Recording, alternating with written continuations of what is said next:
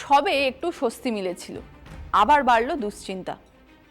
আর কয়েকদিন পর জ্বালানি পাওয়া যাবে তো? এলপিজি সিলিন্ডার পাওয়া যাবে? বিদ্যুতের যোগান থাকবে তো, নাকি অন্ধকারেই দিন কাটাতে হবে? এই আতঙ্কের কারণ সেই ইরান আমেরিকার সংঘাত। 2 সপ্তাহের সংঘর্ষ বিরতি ঘোষণার পরও সমস্যা বেড়েছে বই কমেনি। এতদিন সংঘাতের সময় ইরান হরমুজ প্রণালী খুলতে চাইছিল না। পাকিস্তানে বসলো শান্তি চুক্তির আলোচনা। সেই আলোচনা ব্যর্থ হতেই এখন খেলা ঘুরিয়ে দিচ্ছেন মার্কিন প্রেসিডেন্ট ডোনাল্ড ট্রাম্প। তিনি এখন হরমুজ প্রণালী এবং ইরান ও তার আশেপাশের উপকূলের সমস্ত বন্দরগুলোয় জাহাজের ঢোকা এবং বেরোনো বন্ধ করে দিচ্ছেন।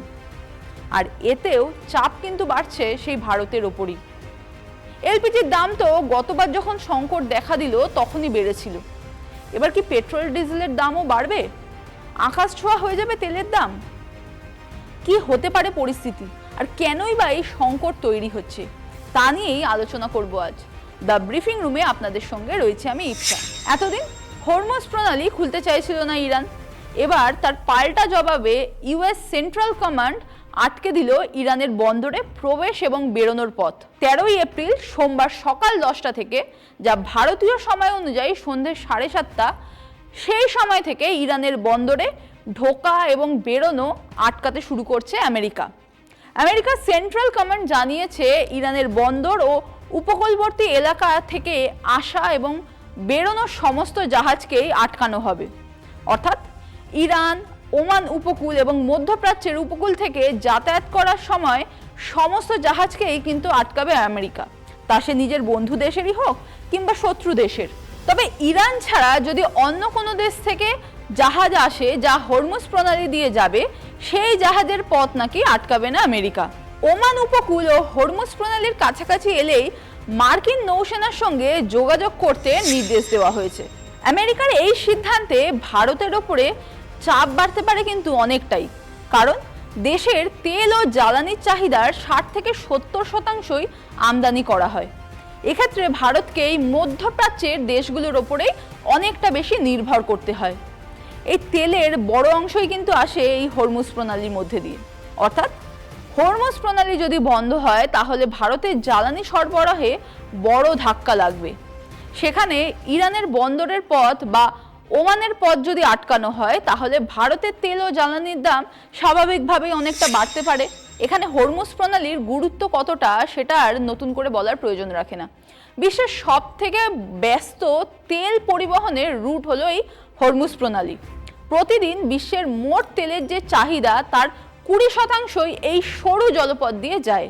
তাই এখানে কোনো সমস্যা হলে বা যদি হরমুজ প্রণালীর পথ অবরুদ্ধ হয় তাহলে শুধু ভারত নয়, গোটা বিশ্বের তেলের দাম বাড়ে। আর তেলের দাম বাড়ার প্রভাব ভারতের অর্থনীতিতে কিভাবে পড়বে?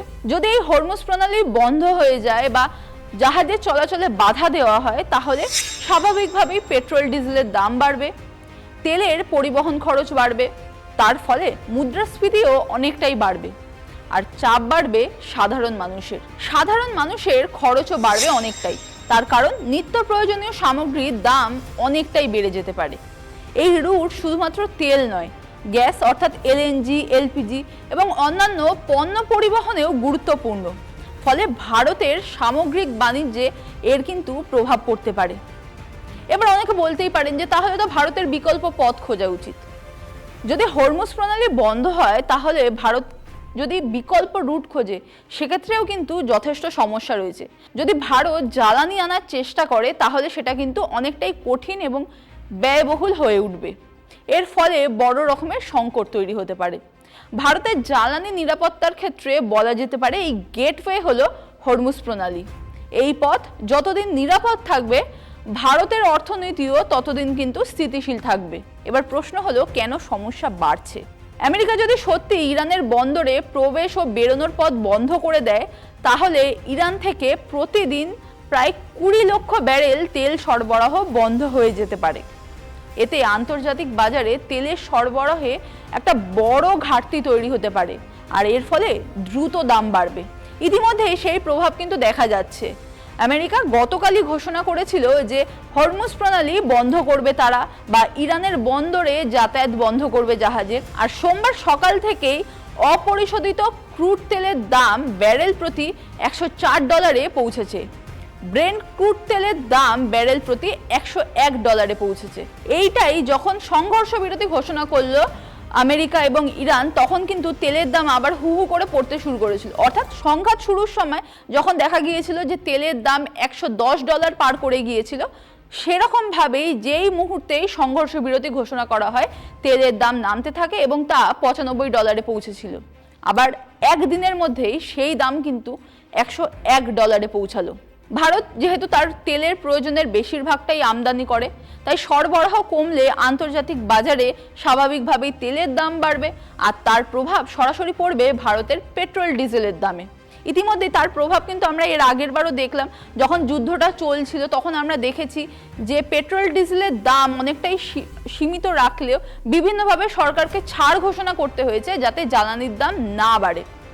আর যদি সত্যি এই সংকট চলতে থাকে এবং যদি তেলের দাম বাড়ে, তাহলে কি প্রভাব পড়বে? পরিবহন খরচ বাড়বে অনেকটাই, খাদ্যদ্রব্যের দাম বাড়বে, তার ফলে সাধারণ মানুষের দৈনন্দিন জীবনের খরচ কিন্তু অনেকটাই বেড়ে যাবে। আর তাছাড়া এলপিজি এবং গ্যাস সংকট কিন্তু বড় রকমভাবে দেখা দিতে পারে। যেহেতু মধ্যপ্রাচ্য থেকেই ভারতের বড় অংশের এলপিজি ও এলএনজি আসে, তাই সরবরাহ ব্যাহত হলে রান্নার গ্যাস থেকে শুরু করে বিদ্যুৎ উৎপাদনেও বড় সমস্যা দেখা দিতে পারে। সংকট দেখা যাবে বিভিন্ন গাড়িতে যে জ্বালানি ইউজ করা হয় সেখানেও। শিল্পেও কিন্তু বড় রকমের প্রভাব পড়বে। অনেক শিল্পই যেমন কেমিক্যাল, সার, ম্যানুফ্যাকচারিং, এই সমস্ত শিল্প তেল এবং গ্যাসের ওপরে অনেকটাই নির্ভরশীল। জ্বালানির দাম বাড়লে উৎপাদন খরচ বাড়বে, তার ফলে ব্যবসাতেও কিন্তু চাপ তৈরি হবে, আর তার প্রভাব সেই ঘুরে ফিরে মধ্যবিত্ত সাধারণ মানুষের জীবনে পড়বে। তাই এটা কিন্তু বলাই চলে যে ইরান এবং আমেরিকার যেই সংঘাত, সেটা কিন্তু শুধুমাত্র একটা কূটনৈতিক সমস্যা নয়, এটা সরাসরি ভারতের অর্থনীতি ও সাধারণ মানুষের জীবনে প্রভাব ফেলতে পারে। যদি এই দুই দেশের সংঘাত চলতেই থাকে, তবে আগামী দিনে তেলের দাম বৃদ্ধি, গ্যাসের সংকট এবং মুদ্রাস্ফীতির প্রভাব খুব দ্রুতই, অর্থাৎ কয়েক মাসের মধ্যেই পড়তে পারে। শেষ পর্যন্ত এই সংঘাত কোথায় গিয়ে দাঁড়ায়, আমেরিকা এবং ইরান শান্তি চুক্তিতে রাজি হয় কিনা, তার দিকেই নজর থাকবে আমাদের। কারণ এই দুই দেশের সংঘাতের সঙ্গে আমাদের দৈনন্দিন জীবন ওতপ্রোতভাবে জড়িয়ে রয়েছে। এই ধরনের আরও কন্টেন্ট দেখতে চোখ রাখুন TV9 বাংলা ডিজিটালে।